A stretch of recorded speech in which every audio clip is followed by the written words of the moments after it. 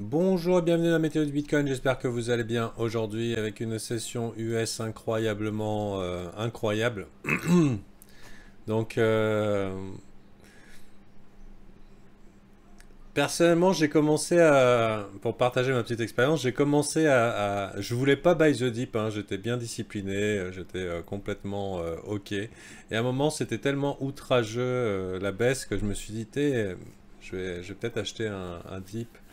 Et du coup, je me suis fait ramasser. Donc, belle journée de merde. Et j'ai presque pas dormi pour essayer de trouver le bottom. Comme quoi, le marché peut vous mettre du mauvais côté du trade. Des fois, on bascule comme ça. C'est gros comme une maison. Mais bon, c'est comme ça. Donc, journée de merde. Et aujourd'hui est un autre jour. Et on sera mangé probablement une autre sauce. Ça peut être celle du rebond, de la clôture des shorts, c'est ce qu'on voit à peu près ici et maintenant. M'est avis que je vais rien faire jusqu'à l'ouverture de New York parce que hier il y a quand même eu des éléments relativement importants. C'est la perte des lots sur le Nasdaq. Bon, il y en a qui doivent prier, mais ça, c'est quand même relativement moche. Donc là, pour l'instant, on réintègre, tout va bien, ce n'était qu'une chasse au stop, mais en fait, la tendance est clairement baissière. Ça attaque sur les supports, ça n'hésite pas. Donc même si, allez, est-ce que là, on est bon pour partir à ATH, par exemple? Non. Non, il va falloir un petit peu plus de confirmation. Maintenant, c'est est-ce qu'on est bon pour éventuellement faire une journée verte et qui compense la pire journée de l'année sur le Nasdaq ou peut-être même des 2 dernières années sur le Nasdaq.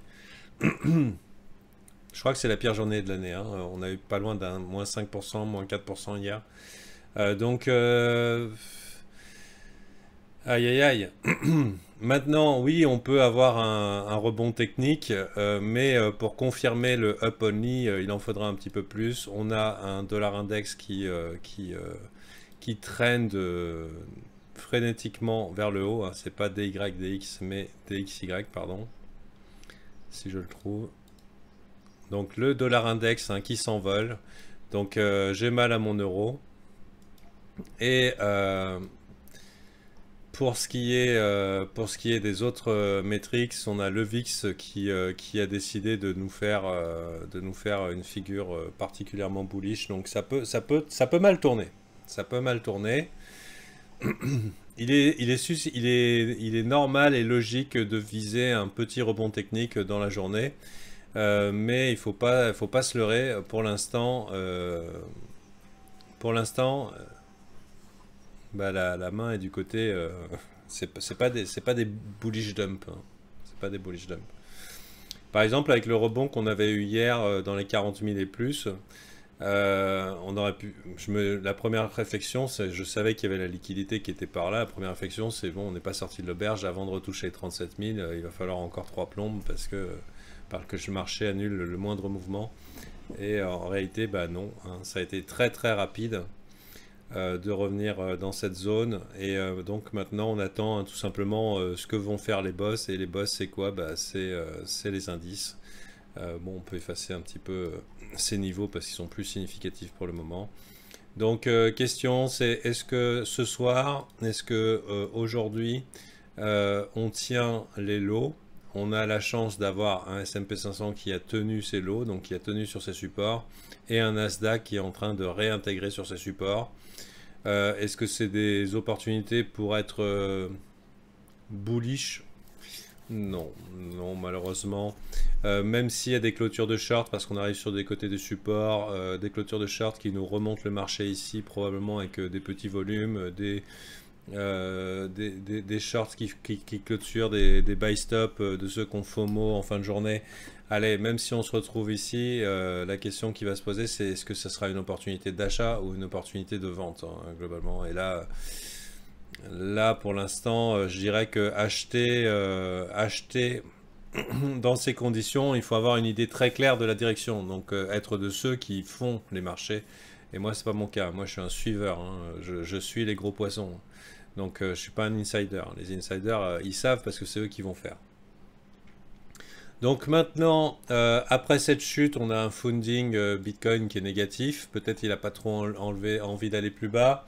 De ce que je vois, les order books sont quand même pas mal pleins. Donc on a quand même des gens motivés pour acheter dans la zone. On pourrait très bien avoir une journée beaucoup moins volatile que la veille. On pourrait très bien, voilà, on pourrait très bien ne pas faire grand-chose et du coup laisser les alts faire leur rebond technique. Je pense que c'est un petit peu le projet. Bien sûr, mon niveau de certitude est très très faible. Donc actuellement, on est observateur de ce qui se passe. On observateur de ce qui se passe, quoi. Je veux dire, il n'y a pas, là, il y a pas de prédiction là. Il y a juste s'adapter ou mourir. Donc là, petit bottom, on est dans les highs, on peut tout aussi bien aller par là, tranquillou, on glisse éventuellement jusqu'à la session US, et à la session US, on voit si on continue, ou alors si on repart vers le bas, retester les lows.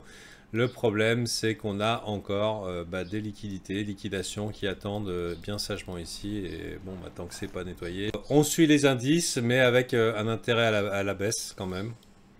Et bon, je suis désolé de ne pas pouvoir vous en dire plus, mais bon, comme vous, on essaye de s'adapter aux situations, d'identifier les niveaux.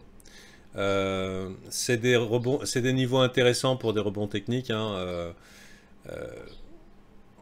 mais la question c'est est-ce qu'on n'est pas en train de glisser, est-ce que c'est pas tout simplement un bear market sur les indices? Alors c'est probablement le cas. Ce qu'il y a, c'est que ça fait 20 ans que ça monte, donc c'est difficile à croire, mais effectivement, les choses semblent alignées pour bear market, avec en plus de ça, l'escalade dans les mots au niveau de la guerre. On parle de Troisième Guerre mondiale maintenant, ça commence à monter le ton. Donc en tout cas, si on est boule pour une raison ou pour une autre, ou si on a envie d'acheter, les marchés disent non, non, non, pas nous. Donc voilà. Donc c'est des temps intéressants. Les temps intéressants, c'est ce qu'on dit quand on ne sait pas où ça va. Voilà, c'est interesting times. Voilà, donc aujourd'hui, temps intéressant. On va regarder. Si j'arrive à capturer des petits sous par-ci par-là, je les mettrai dans mon poche. J'ai pas l'intention de hold de quoi que ce soit. Je vous ai déjà dit que pour moi, c'est pas du tout un environnement à hold. C'est un environnement à prendre ce que le marché donne et puis faire avec. Voilà. Sur ce, bonne journée à vous et à la prochaine.